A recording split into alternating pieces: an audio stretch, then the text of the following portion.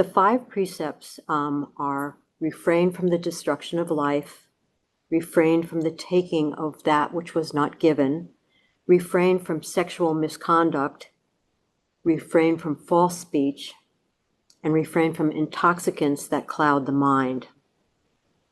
And those 5 precepts were ethical guidelines, principally for lay practitioners who were beginning to follow the Buddha.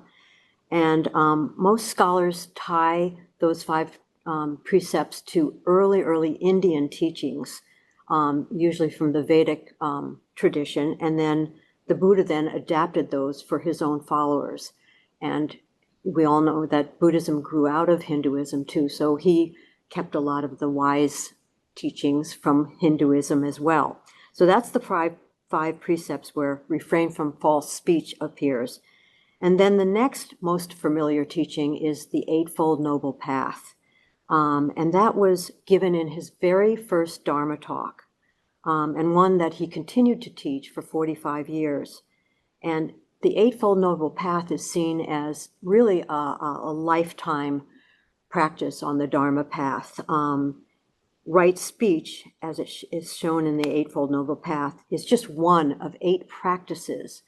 The Eightfold Noble Path is actually a series of practices, and they're all meant to be worked with over your lifetime, because they illuminate different aspects of each other too. As you practice them, they shed deeper light into each one of them. So they're all meant to practice together. But we're going to just pull right speech out of the Eightfold Noble Path and work with that tonight. Those 8 that he taught are right understanding, right thought, right speech, right action, right livelihood, right effort, right mindfulness, and right concentration. And the word here, right, often trips up Western students, because we think of it as the 10 Commandments, that everything that we do is wrong if we do these things. And it really, the translation of right does not actually mean the opposite of wrong. It means more like a rightness of action. So, for instance, in right speech, when you've said something, you pay attention, it's already out there in the world, you pay attention to what are the effects of that? What are the consequences of that speech? Is it beneficial or not? And so, this is a wonderful thing that I love about Buddhism, is that everything this is set in a context, it's set in a situation. There's not absolutisms about it. And we're called on to kind of process those discoveries. Was it beneficial for me? On our own, for ourselves. It's not just mandated rules that you find. You use these, and you work with the information as you observe yourself. So we're going to be doing a number of these practices as a way to get into the teachings. So for the very first practice, I'm going to just read aloud traditional descriptions of what right speech really is. And I'm taking that from Thich Nhat Hanh's book, The Heart of the Buddha's Teaching, which is a beautiful book. If you're not familiar with it and you're interested in it, I highly recommend it. He does a beautiful job describing all of the major fundamental teachings of Buddhism. So these words are from Thich Nhat Hanh's description of right speech. And what I'd like you to do is just get comfortable in your chair again. And if you'd like to close your eyes and listen deeply as I read each quality with a kind of attention, and see if you recognize or something jumps out at you as being familiar, something as you observe, tendencies that you might have yourself. And we're doing this not in a blaming or judging way. We're just noticing. Just noticing. So let's get comfortable.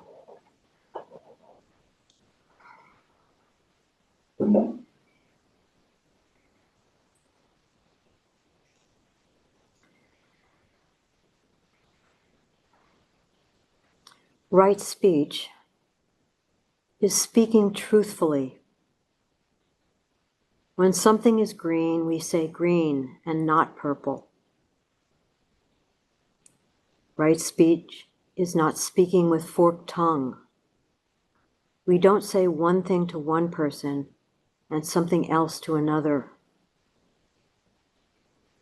We can describe the truth in different ways to different people, but we're always loyal to the essence of what is true.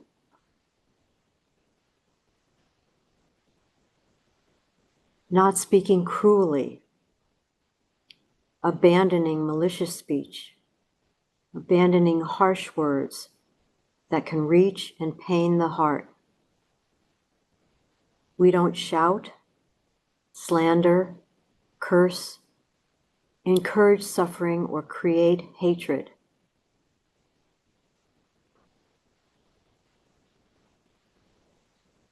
Not exaggerating or embellishing.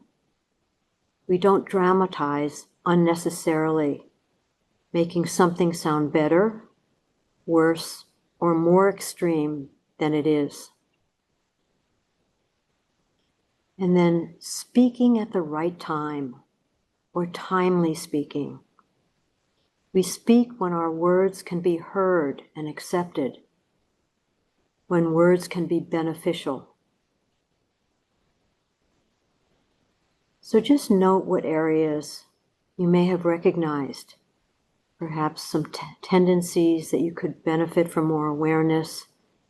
And again, no judgment, just that neutral noticing.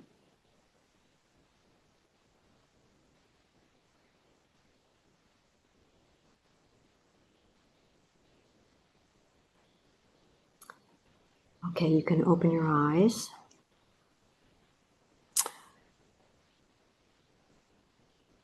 And next we're going to look at how the Buddha spoke. And again, there are many instances describing how the Buddha spoke and how he sounded, what it was like to listen to the Buddha speak. There's a famous, I don't know if it's a sutra, but another long list of the 64 qualities of the Buddha's speech. So I'm going to start. No, I'm kidding. We're not going to go there. But I am going to read some of these aspects of the Buddha's speech. And again, I want you to close your eyes and listen to him. And this time, I'd love for you to listen and feel into what he brought into his speech and maybe what the purpose was. What is the purpose of these qualities of his speech? What is he trying to teach? And see if you can notice any unifying themes in that. So again, let's close our eyes and just listen to these words.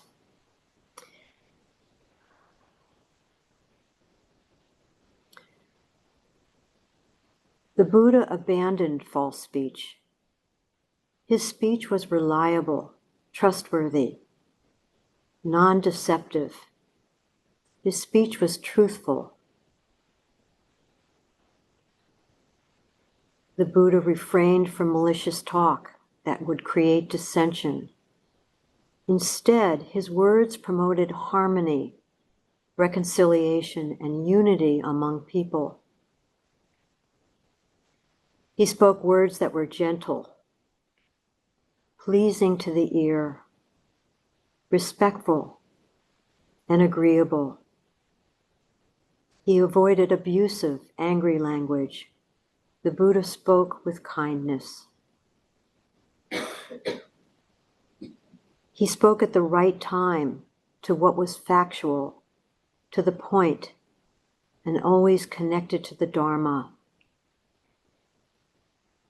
His speech was like a treasure and received like a treasure. It was reasoned, moderate, and beneficial. His speech had meaning and was useful.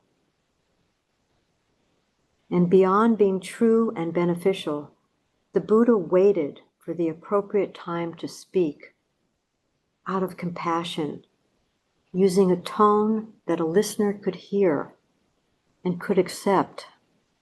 He wanted to be of benefit so that his speech was timely and endearing. So can you get a sense of this, of the Buddha's intentions? What is he creating with this approach? And you can slowly open your eyes. Any ideas? What are his intentions? Anyone have any ideas? Yeah, Jill. Well, there are many messages, I think, but what comes through to me is that... Actually, can you try that behind you? You're so close to the mic, might as well use it. You just push it up. Push up that button at the top. Up farther. Yeah, sorry about that. Speak a little louder. You have a very soft voice, too. This is how you live. This is how you live. You move through your day, move through your daily life with others, with family. This is how you... So he's modeling. I'm sorry? He's modeling? He's modeling and trying to illuminate what is right living. Uh-huh. Yeah, no, I think that's true. Because anyone else, thank you. Anyone else have any thoughts about Lydia? Oh.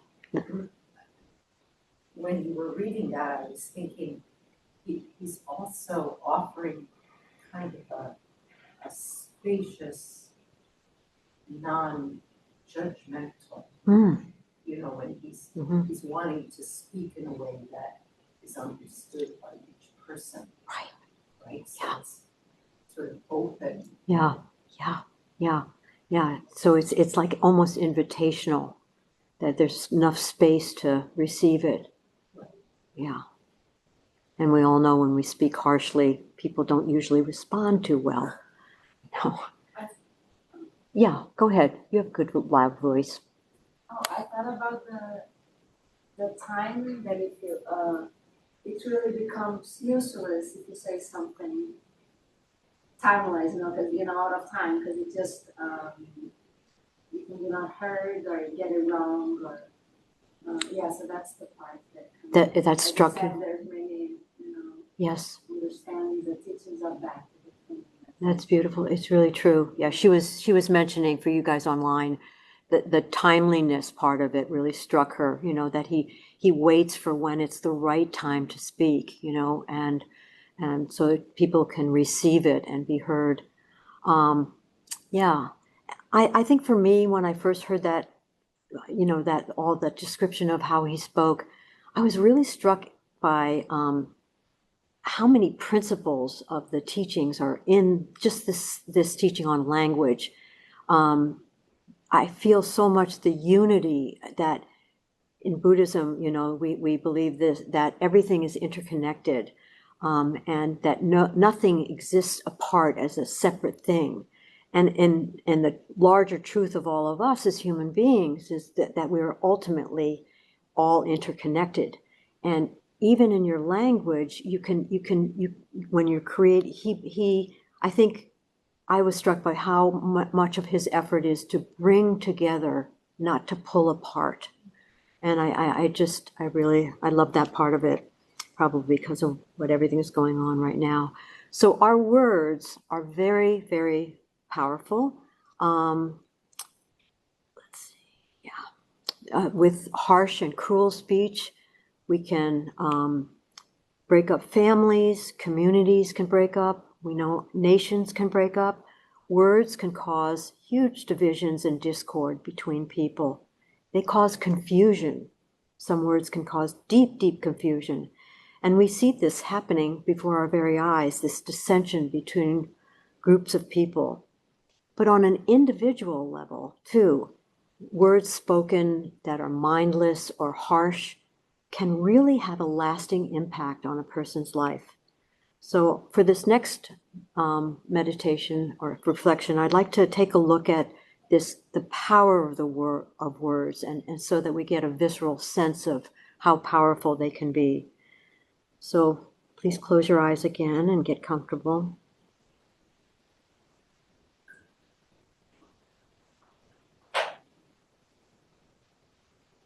And I'd like you to recall a time in your childhood or your young adulthood when someone said something to you that impacted your life positively.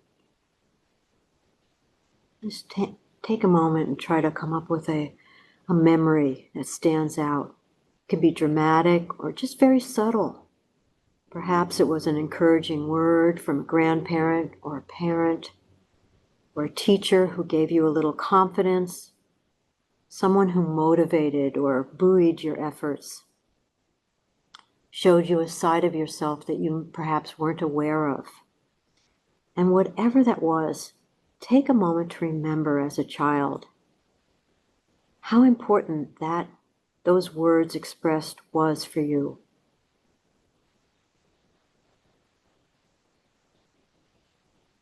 Feel into that impact.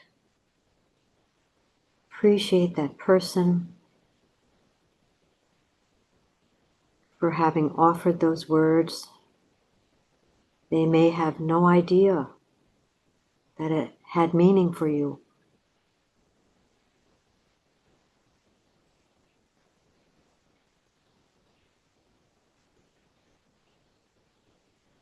And now let's recollect a time that the opposite happened. A time when someone said something hurtful or harmful. Nothing traumatic, but definitely cruel words said about you or to you, or you heard from other people. And I want you to feel into that memory.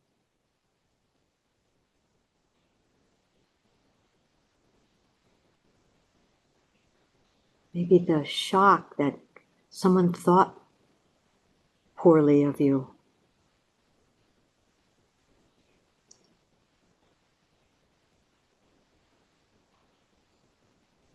Whether positive or negative, the fact that we can remember these moments, even now, years later, really shows us the power of our words.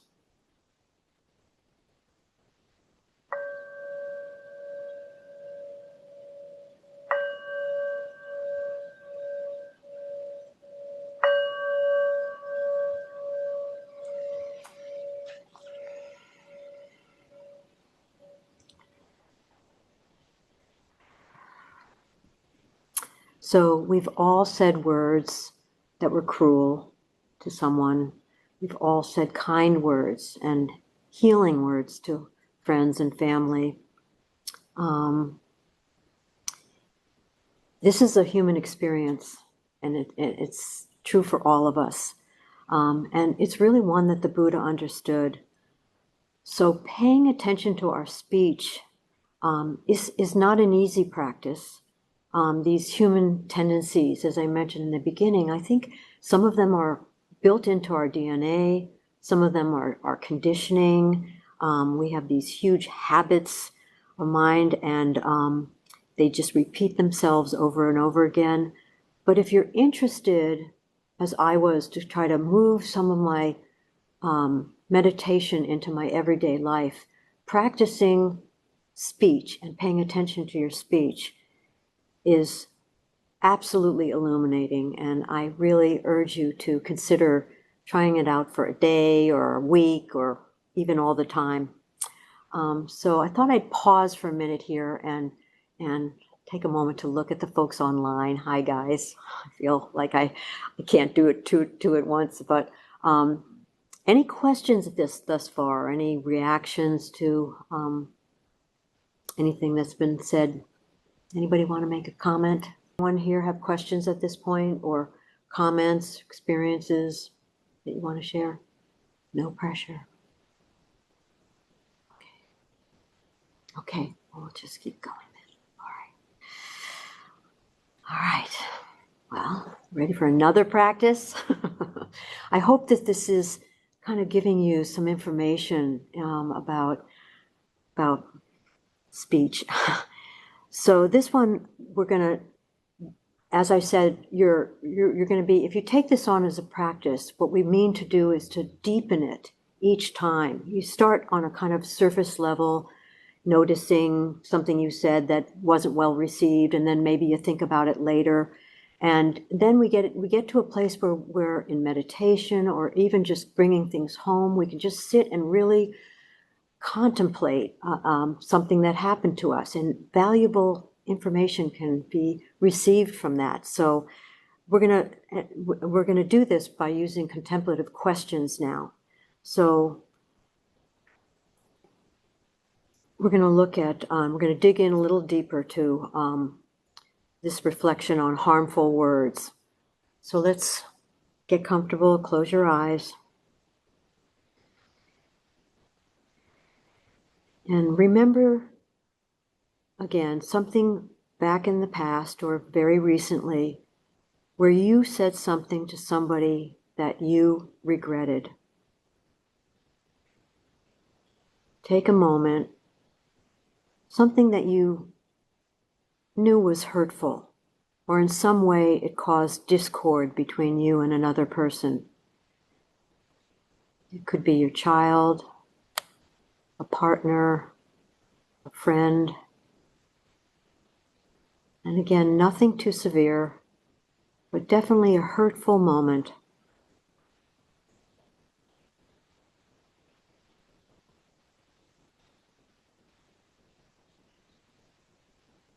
And when you have that in mind, I want you to use your imagination and visualize it.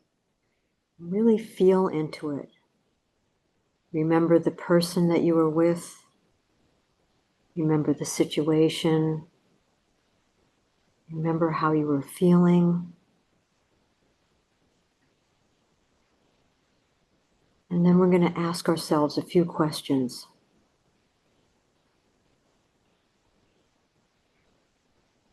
What were my reasons for saying what I said? What were my reasons?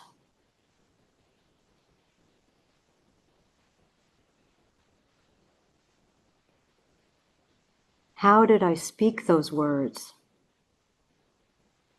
What was the tone of my voice? Was there irritation, impatience?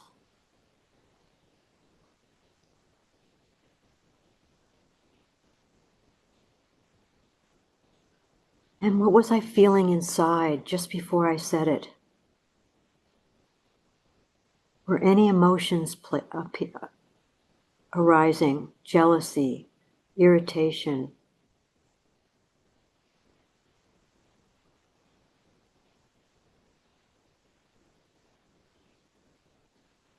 And was it the right time to speak?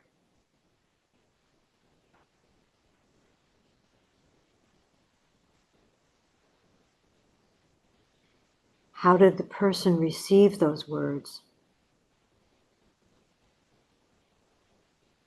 Looking back on it, were you really ready to speak?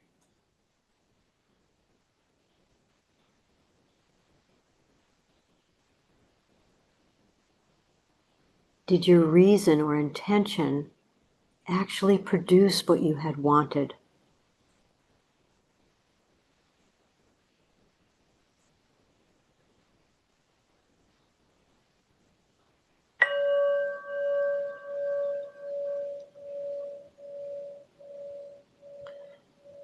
So these are the kinds of questions that we can ask ourselves when we're practicing. These are the ones that peel away layers of deeper meaning, deeper behind the ways that we mask things for ourselves. We so often just don't even want to think through things, but they reap so much wisdom.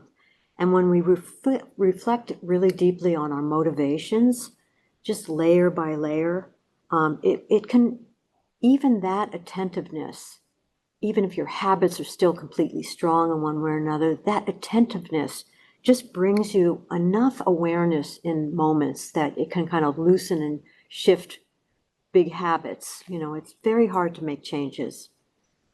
So when we're starting to pay attention, we're starting to slow down just a little bit. That's what awareness does. It's a little slower, almost like a nanosecond. And it can be just enough of a pause there to bring some consciousness to a moment where you make a different choice. as I have said several times, that this powerful tool can uncover what is going on in ourselves. What are we ruminating about? What judgments are we holding? All kinds of things to give us information. And again, we're observing. We all have these situations. We're just observing to gain self-knowledge. Speech is a kind of portal into what we're thinking about. And right thinking is the second of the noble truths. And Thich Nhat Hanh says in this book, thinking is actually the speech of our mind. So it's like we're really getting close to the inside of our mind and how it works too. We're thinking all these things, we're not even aware of it unconsciously. So this familiarizes us with the habits of our mind. And you can start noticing speech too by noticing your body. You know, as you come into a room, it's like, and you're facing maybe somebody that you find irritating or whatever it is, and just noticing your body, you know, and if you could feel a sense of tension, you know, it gives you a clue to, hey, pay attention, pay attention. But when we're out and about in our lives, and we all know this, in real time, smack dab in the middle of all the goings on with friends and family and all that kind of stuff, it's much more challenging of a practice.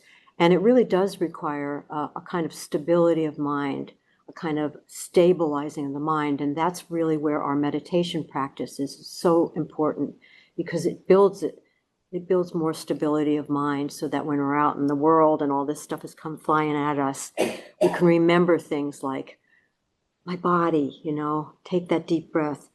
And there's a nice little kind of cheat sheet for this practice to just keep 3 simple questions in mind. And you can think about them if you're anticipating meeting up with somebody that you know can rile you up or whatever. And before speaking, you ask yourself, is it true what I'm about to say? Is it kind? And is it necessary? And really taking your time to stop and explore those motivations. Why am I about to say what I'm going to say right now? There's usually so many layers to why, and we just kind of take the first one out, and it's generally some kind of a justification why you're going to say something, and covering up layers of other intentions that are buried in there. So like, why did I tell the clerk that I liked her earrings? Because I like them. What's so wrong with that? And I wanted to appear as a friendly person with good taste, and I thought she was really cute, you know. So we're exploring motivations, you know, all the time, and not judgmental either, you know, because there's nothing wrong with telling somebody that you like but you get to know yourself. You have other motivations going on. I'd like her to pay attention to me, you know, that kind of thing. So it helps us become conscious of ourselves. I wrote this for this moment, just it's called being woke. No, that's a bad joke, but it's called being conscious, being an aware person. It really is.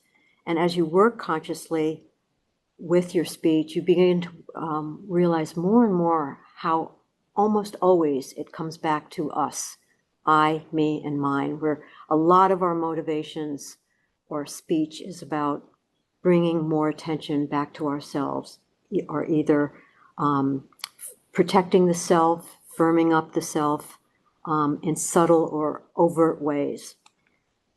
So any comments,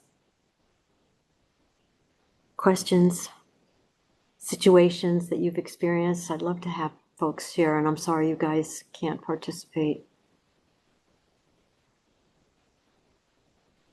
You know, just questions, the things that you having, I don't know.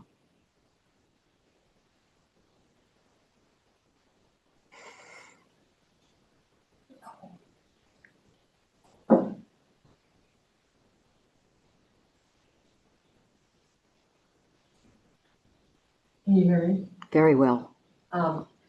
It was very helpful to me to go back and remember things that people my parents had said to me that were important. And fast forward, 75 years, years, uh, remembering that that kind of impression we can make still through those dear and near to us, our grandchildren, for instance. Very much. Mhm. Just makes me appreciate that we have an opportunity to give that gift, something important to support them or make them aware of that we appreciate about them. Mhm. So that was Mhm. really Oh, good. thank you. Yeah, Thank you yeah. as well. Yeah, definitely. And I appreciate the comment too, because, by the time we've lived these many years, some of you fewer than others, but, you do understand that people say negative things to you, not many people like or don't like you, that's all part of things. But as children, there's such an open innocence in children, and that kind of harsh speaking to a child can be, change things for a child's life, and it's so important that way. And I just the protecting the innocence and beauty of childhood, I think it's even more important, but it's right up there. Anyone else share? Yeah.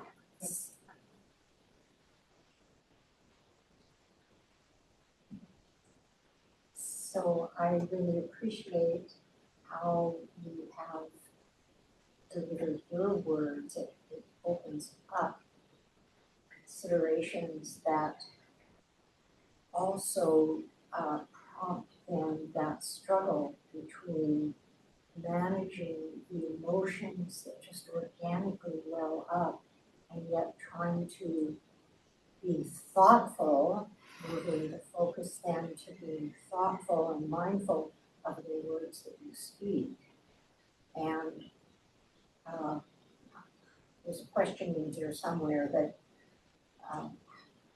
is more, I guess, on the therapeutic side, how if we're managing our speech, then what that implies to me is that we're becoming more successful in managing that limbic system, those emotions that can well I up think that's very when true.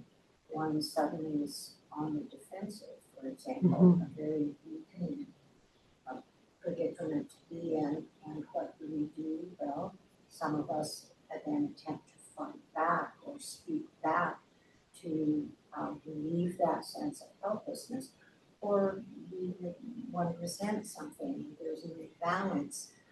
So many vulnerable moments that make the teaching vulnerable also to breaking down. And so I guess the question is how often did others feel, or have you felt, or how common is this, that struggle that I encounter? How do I make sure that I am managing what is happening in here and can then manage what comes out from there? Yeah, nice. Thank you, Jill. Yeah, I don't. It's a lifetime practice, but I really do think that that awareness is kind of, in my own experience, is kind of a magic. There's an alchemy, something that happens, and it just, I think, in ways that we don't have to try so hard all the time. In the beginning, you do. You want to become conscious. You want to get to know yourself. You want to get to know, your interior life too, and what you're ruminating on and what you're not. And then just beginning to practice.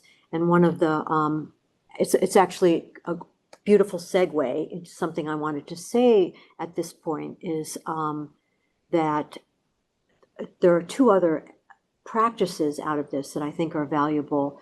And the first one is choosing silence. So it's very difficult, you're absolutely right. In the moment, the emotion is rising up, and to even be, emotions are rising up. And you can choose silence at that time because it's the timely speaking is not going to happen anyway, you know, and that the Buddha called it noble silence, when speech in that moment wouldn't be helpful or beneficial. And then we practice listening deeply instead, you know, and when you do that, you notice any urge. It's fascinating noticing the urges that you have to want to talk, to set somebody straight, you know, or whatever it is. It's it's fascinating. You can feel that need to either cut somebody off in mid-sentence or, you know, speak and make yourself heard from your perspective. So staying in that place and learning how to choose silence, you know, is a wonderful physical practice too, because the body is telling you all kinds of things, you know, and it's just another way of working with yourself. Let's see. And then giving whoever it is your full attention. And that's now a more advanced practice, you know, where you're giving them your attention. You're actually listening. You're not just waiting for them to finish and get through this moment. Actually listening, you know. What does it feel like when you actively listen? You know, is there resistance? Can you feel you're judging it or you're pulling away?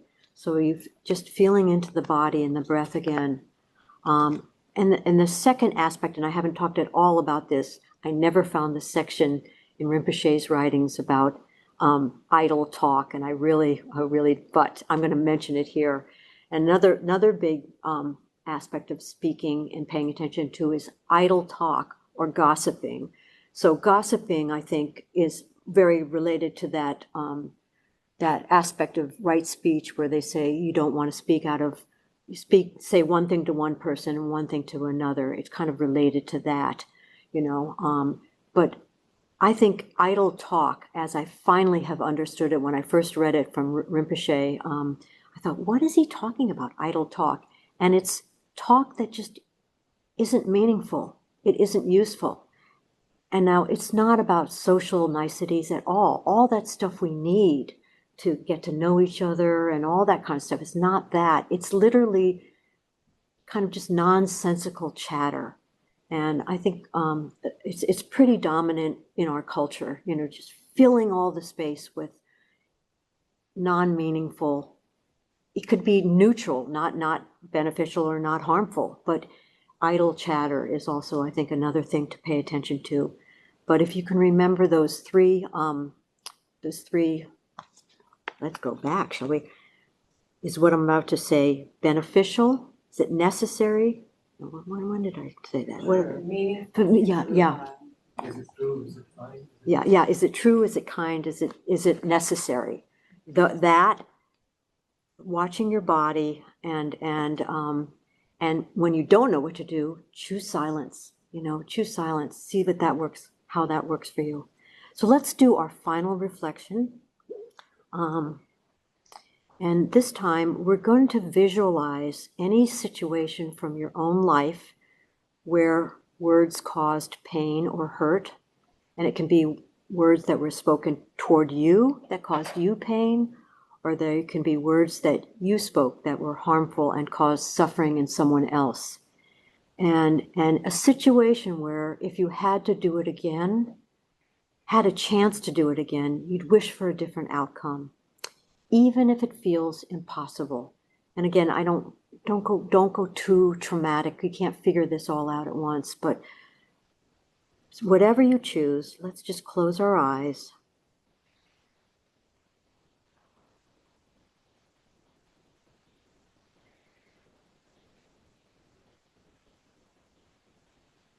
And this time we're going to attempt to rework part of our past experience. So visualize that situation, something hurtful. Visualize the people involved.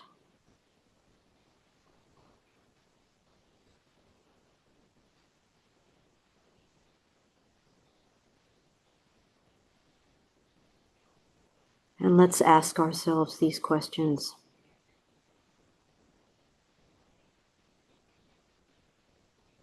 might this have unfolded differently using mindful speech?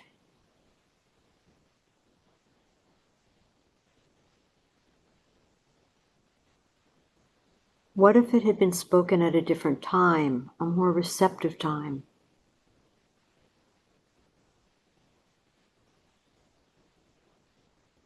Imagine if it had happened and spoken with kindness and care.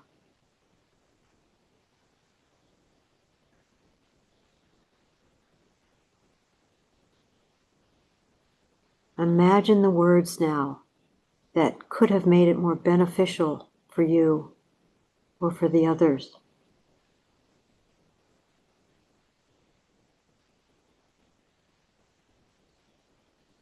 What words would have created more peace, the bringing together instead of distancing or dividing you?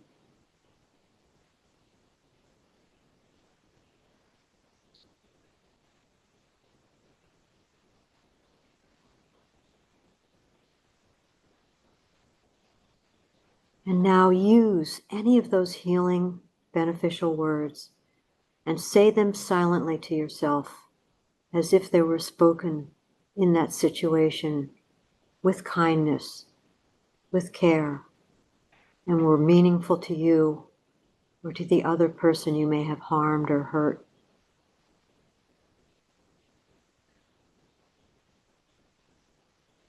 Use those words of healing and see if you can offer them up to heal whatever wounds may remain, even if it feels implausible.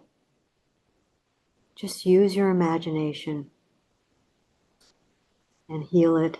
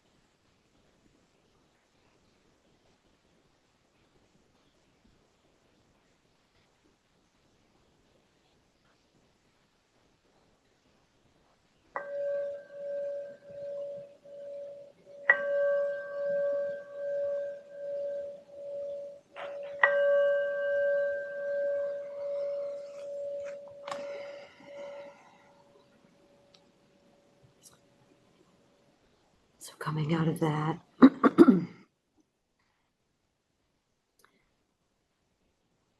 so as you practice this, at first you might feel awkward because it's unfamiliar to withhold speech, or if you're used to shooting from the hip, which I definitely had that tendency, still do a little bit, try to work with it. But, but I think you'll experience benefits for yourself and other people, bring a little bit more ease and fluidity between us. And I wanted to close with this quote that I found from Mahatma Gandhi, speaking about his own journey of speaking and how it evolved over the years. And I don't know if you remember, but Gandhi, before he was spiritual leader in India, he was a lawyer in South Africa and a journalist. So he was using words all the time. He was a man of many, many, many, many words. And he says this about his speech. So this is aspirational and beautiful. He says, "My hesitation in speech," or his slow purposefulness, "which was once an annoyance, is now a pleasure.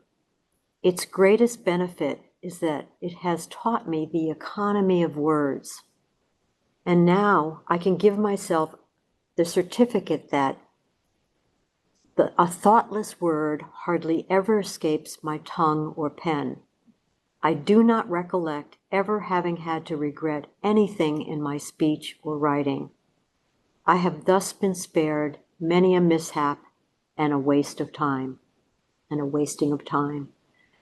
I just think how wonderful to feel so much confidence in yourself and trust that harmful words, you can trust yourself not to use harmful words that would hurt, and that your speech could be words that are treasured, like the Buddha's speech was, seasonable, reasoned, well-defined, and connected to freedom from suffering.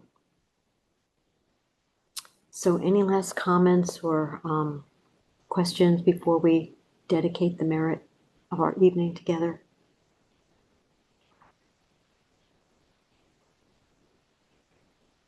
Guys. Okay. Again, my apologies, you guys, for my inattentiveness to you.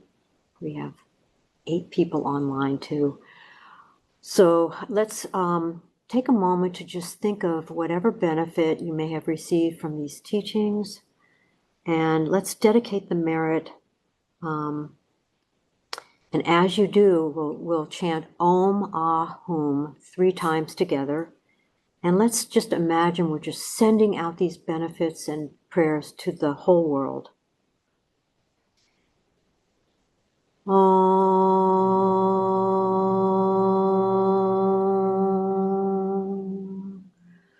Ah.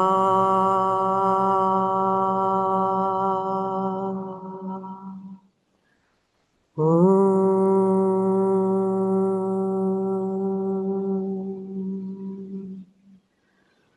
Om.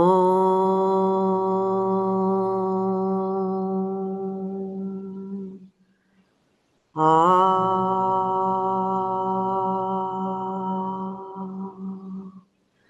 Om.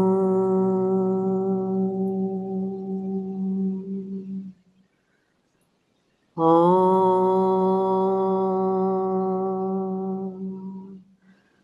Ah.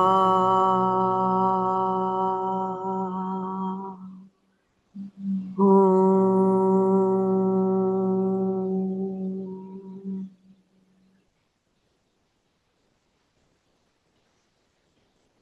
Thank you so much for coming. Thank you for your help.